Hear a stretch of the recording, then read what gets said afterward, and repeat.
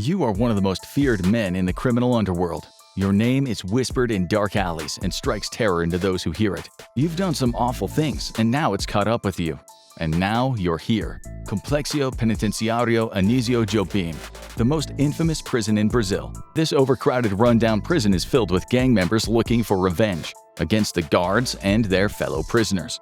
This isn't just a prison, it's a war zone. Welcome to your first day at Anísio Jobim. In this episode of the Infographic Show, why you wouldn't survive one day in the world's most violent prison. You knew you were taking a risk coming down to Brazil to pursue a bounty, but the wealthy grandmother of that drug dealer offered a pretty big check. It was hard to refuse. You got your man, and the gang member who killed him is down for the count for good. Now you have to get back to the US to collect that money. And to do that, you have to break out of a prison containing well over 1,000 inmates crowded into a rundown facility. As you're marched into the gates, the whole place looks like a tinderbox waiting to explode. It's a tough place, but you're a tough guy. Known as Compage, this prison is known as the worst of the worst, and it's located hours away from civilization. The closest city, Manaus, is known for its high crime levels and is the jumping-off point to the massive Amazon rainforest. The northern city is a hub of the local drug trade, and so Compage is designed to hold high-level prisoners. Brazil has 3 tiers of prisons in its overcrowded system, and while the open and semi-open regimes offer some freedom, you're headed to one of the more secure, closed-regime prisons. The kind designed to hold drug dealers, gang members, and killers. You've done your research, but that is just the beginning. As an American prisoner in Brazil, you might hope for some diplomatic intervention, but American diplomats don't usually work to release career criminals who just pulled off a hit abroad. That's fine, you've been in worse places, you think. As you're pulled from the van and through the prison gates, the first thing that comes to mind is just how noisy the place is. That's because this place is crowded, really crowded. One of the biggest hallmarks of the Brazilian prison system is that it is massively overcrowded. In 2017, Compage had around 2,200 inmates, despite being built for around 600. That means privacy is going to be in short supply around here, and you're probably going to have to fight for anything you want. But first, it's time for what little is left of your dignity to be stripped away, literally, as you are thoroughly searched by the guards. They're satisfied you don't have anything hidden, mostly because you didn't have time to prep. And then you're given your clothes back and taken to the main area. And if you thought it was chaos before, just wait.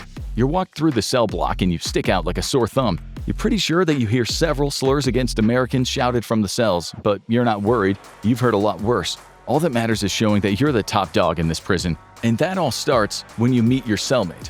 You've been behind bars plenty of times, and it usually comes down to a show of dominance right out of the gate. There's just one problem. You won't have one cellmate here. As soon as you're brought to the rundown concrete cell with metal bars, you get your first nasty culture shock. This cell is packed. The cell seems designed for 2 people, but there are 5 already in here and only 2 beds. One guy has what looks like a makeshift hammock in the corner, but you kind of assume the others will just be sleeping on the floor. Of course, who gets those 2 beds will be up in the air, which means showing these young men what you're made of.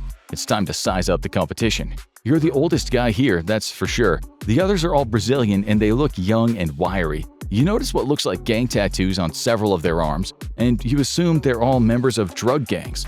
That's part of why this prison is so overcrowded. The vast majority of convicts here are drug dealers and gang members, many of whom are caught up in sweeps targeting these criminal industries. In Brazil, a ton of street crime, including murder, gets swept under the rug if it's not made a government priority. Sure enough, the 5 young men look you over, and then the largest of them gets up from his cot. He squares up to you, sneers, spits on the ground, and steps up as if he's about to pull a weapon. You don't waste any time stepping forward and slamming your forehead into his, just enough to hurt, not enough to knock him out. It's your signature welcoming move, and guys usually either gear up for a fight or back down. This guy actually seems to think it's funny, as he chuckles and backs off. Good, but you won't be sleeping with your back to him just yet. Now there's another problem. You don't have any stuff. The American prisons you were in were pretty bare bones, but they still had some basic creature comforts. The beds weren't much worse than camp cots, and the bathrooms were decently supplied. Here, you're brought in with the clothes on your back and nothing else. The other guys seem to have some basics like blankets. You know a little Portuguese, and one guy named Antonio knows a little English, so you figure you'll be buddies. He explains that in Brazil, inmates need to pay for just about everything besides what you need to stay alive. Most of them have their families send them money. Great. You're in another country, in prison, and you're broke. You figure if you get in touch with your mother, she might be able to send you some money, but there's a problem: she's still locked up for credit card fraud. And her parole is at least a month away. Until then, it looks like you're going to be living rough. No food, no favors. You don't even have an actual prison uniform here. Everyone is just dressed in street clothes. You already sense that brawls could erupt between your fellow cellmates if someone gets something extra, and everyone else wants it. And it's not likely that anyone will stop a brawl. In fact, they might encourage it. You might be locked up, but this is far from the most secure prison you've been in. Back in American high-security prisons, you could barely blink without seeing a guard. Here in Campiche, it's a different story. You've heard that Brazilian prisons are massively overcrowded, and if the stories are true, there aren't enough guards to keep up with the madness. That means if the opportunity presents itself, you might just be able to take advantage of some of the chaos and blow the joint. Of course, escaping is one thing, surviving is another. Once you're out, there's nothing but remote jungle, winding rivers, and hostile territory between you and civilization.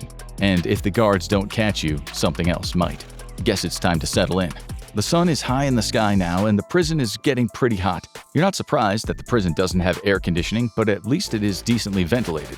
The air is flowing through the prison cells, but the windows are high up and barred, so there's no real risk of escape. Unfortunately, you also don't see any special amenities around the cell, like the radios some inmates were allowed in American prisons. So it's going to be a long, boring day here. Or at least you thought so, because it's chow time. It's going to be another culture shock as you and your cell are led to the cafeteria. Everyone, once again, is bringing their own supplies. You didn't know you were supposed to have tableware and cutlery with you to enter prison. Fortunately, Antonio seems to have an arrangement with the rest of the cell and hands you a plastic food container. That allows you to spoon some rice and beans and a small amount of chicken from the offerings. You don't have any utensils, but you're not fussy. The food isn't exactly impressive, but it is cheap. Mass-produced Latin American grub that should scratch that hunger itch. But not everyone is in the same boat. Every prison has its own ecosystem, and there are top dogs and underdogs, and that's never clearer than at lunchtime. You notice that many inmates are carrying chips, soft drinks, and candy, no doubt from the canteen, bought with their own money. Unlike in American prisons, the canteens aren't just prison-run, they're prisoner-run. Some inmates have enough cash to stockpile supplies and sell them at ruthless markups. You'll have to get your hands on some of that money, or, find another way. But something else catches your eye, and it makes you angry. There's a section of the prison cafeteria that looks different. It has more guards around it, and only a small number of prisoners. They all look better dressed and groomed than the main group, and they're eating different food. It looks like half chickens today, a feast that most of the men here would kill for. You must be staring a little too long, because Antonio pulls you back to the table and whispers "chefe," which you know means chief. These are likely the crime bosses whose empires caught up to them. They're locked up, but they still have some pull, even here. Enough to get better food, perks in their cells, and protection from the guards. If you were on your turf, you'd be challenging them, but you think you'd meet a quick end here. You're digging through your food when a sudden roar erupts across the cafeteria, yelling, cursing, the screech of metal chairs scraping against concrete. Looks like one guy tried to snatch another's cigarettes. Bad move. Now fists are flying, trays are clattering to the floor, and the whole place is crackling with energy. You've seen this before. Best stay out of the fray and watch the show. The real action isn't the fight, it's what comes next. Any second now, the guards will come storming in, cracking skulls and dragging out anyone who's too close. And then it's a prison lockdown. Pretty routine stuff. Except that is not happening this time. A small number of guards on hand immediately escort the prison power brokers out of the line of fire, with the bosses taking their delicious-looking plates of chicken with them. And then they just leave, as the brawl continues. They'll probably be back soon enough, but now everyone is getting involved. You and Antonio are trying to make your way back to the exit when a pair of nasty-looking gang members block your way. Antonio tries to talk to them in Portuguese, but they're obviously looking for a fight. One snaps his plastic spoon in half, brandishing the sharp edge. Finally, a language you speak fluently. The guy with the stabbing spoon lunges at you, and you catch his arm with your size advantage.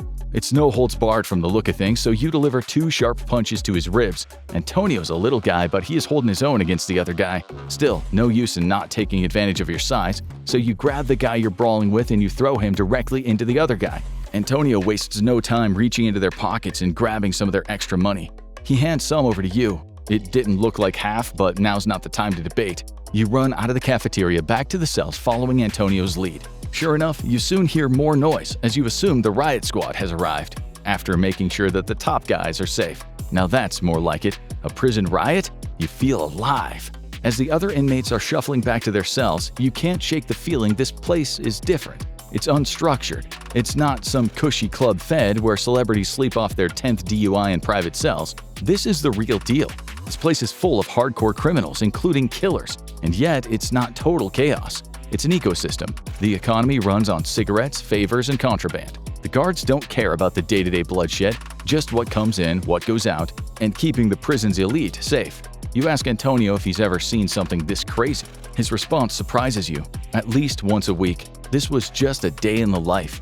As the day goes on, you start to see more and more evidence of just how badly run this place is. The cell has a toilet, sure. You're used to seeing other dudes go to the bathroom in front of you. It comes with the life you lead. But here, the plumbing system seems to barely function. It often takes a couple of flushes and some good luck to get things down, and the water flow in the sink is often little more than a trickle. There's a shower, if you can call it that. It's really just a pipe sticking out of the wall, and the temperature is wildly unpredictable. And also, the water is looking awfully brown.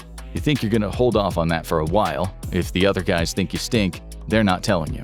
And you're starting to think about how you're actually going to live here.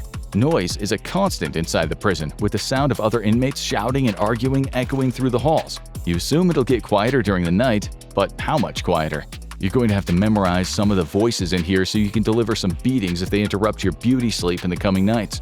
But then it's not surprising. The cell you're in is designed for 1 or 2 people, and it's currently holding 6. And these are some of the more well-behaved inmates. Some of the other cells must be a cage match. Of course, one of the biggest problems of prison is it's boring. The prison is more chaotic than some you've been in, but that doesn't make it much more fun. In fact, as a closed-regime prison, it's actually much less interesting than some of the state prisons you've been in the US. There doesn't seem to be much in the way of extracurricular activities here, and no one seems eager to take you guys out to the yard for exercise. You're guessing that some of those dumbbells would have been used for a purpose other than lifting weights, if lunch was any indication. You busy yourself flipping through a beat-up magazine in Portuguese. It's not yours, but no one's stopping you. Most of the words go over your head, but some of the pictures are actually pretty funny. Soon enough, another knock comes at the cell door. It's dinner time. You're not normally the nervous type, but you have to admit lunch was a little jarring. Not only was it a full-on display of the prison's class structure, but it didn't take anything for the whole thing to erupt in chaos. And you've got the feeling that you just saw the beginning of how bad it could get. This time, you're not concentrating on the food as much, although the beef stew they're serving doesn't smell too bad. But you're keeping your eye on the people around you, because if something breaks out, you want to be ready.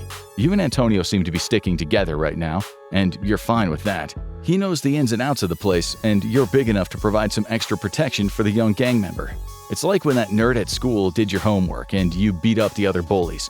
But you don't think he has any real ties to the more powerful gangs in the prison. They are currently dining on roast beef behind a phalanx of guards, so nothing has really changed here.